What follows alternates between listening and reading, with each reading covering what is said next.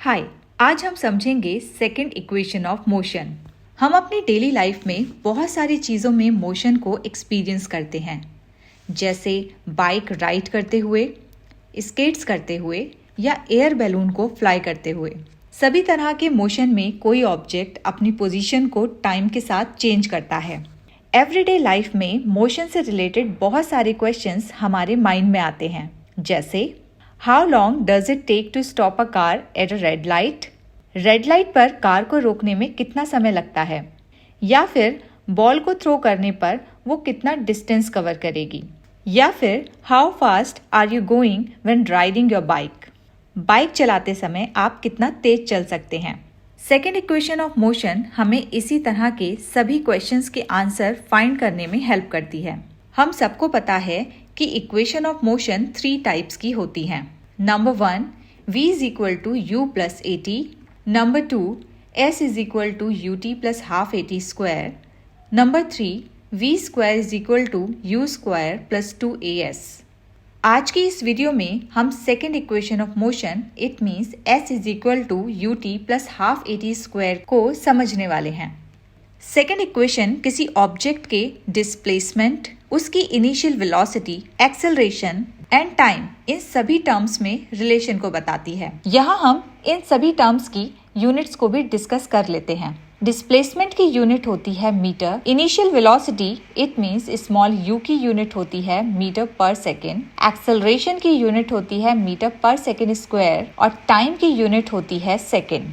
यहाँ आपको ध्यान रखना है कि एक्सेलरेशन पॉजिटिव या नेगेटिव कुछ भी हो सकता है। सेकेंड इक्वेशन ऑफ मोशन को पोजीशन टाइम रिलेशन भी बोलते हैं, क्योंकि यहाँ हमें ऑब्जेक्ट की पोजीशन और टाइम इन दोनों में रिलेशन देखने को मिलता है। चलिए अब सेकेंड इक्वेशन ऑफ मोशन के मैथमेटिकल इंटरप्रिटेशन को भी समझ लेते हैं। इसको समझने के लिए हमें एक ग्राफ की रिक्वायरमेंट होगी। फिगर में आपको दिख रहा होगा कि एक ग्राफ पर x और y दो एक्सिस ली गई हैं।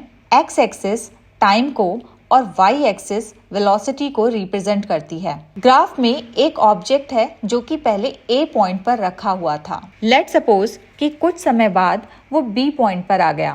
a पॉइंट पर उस ऑब्जेक्ट की इनिशियल वेलोसिटी हम स्मॉल u कंसीडर करते हैं। अब ऑब्जेक्ट के a पॉइंट से b पॉइंट तक जाने में कवर की गई टोटल डिस्टेंस को हम AB लाइन के नीचे आने वाले एरिया से फाइंड कर सकते हैं। ग्राफ पेपर पे आपको AB लाइन ब्लू कलर से शो की गई है।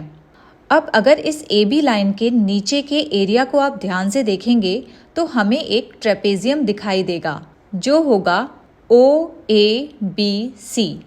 अब ऑब्जेक्ट के A पॉइंट से B पॉइंट तक जाने में कवर की गई टोटल डिस्टेंस हम फाइंड करेंगे। तो हम लिखेंगे distance travelled by the object और ये इक्वल होगी एरिया ऑफ ट्रेपेजियम OABC।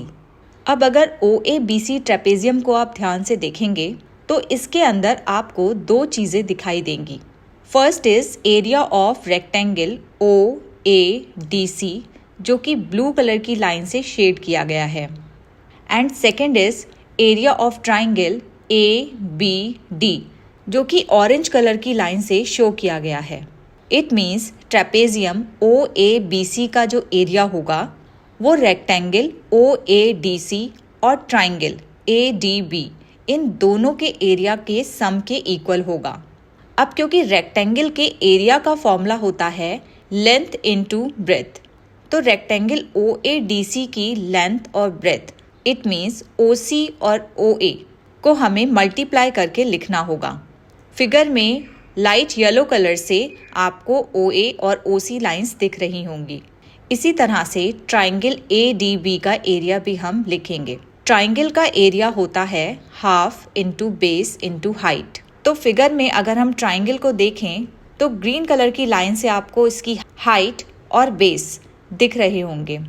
तो एरिया ऑफ ट्राइंगल ADB के प्लेस पर हो जाएगा half into AD into BD। अब क्योंकि A पॉइंट पर इनिशियल वेलोसिटी u है तो OA इक्वल होगा स्मॉल u के। और देखिए यहाँ पर AD एंड OC ये दोनों ही लाइन रेक्टेंगल में आ रही हैं और ये टाइम एक्सिस को भी शो करती हैं। तो AD एंड OC इन दोनों की वैल्यू इक्वल होगी स्मॉल t के। अब अगर हम चेंज इन वेलोसिटी फाइंड करेंगे तो a से b तक जाने में वेलोसिटी में चेंज bd इक्वल होगा चेंज इन वेलोसिटी।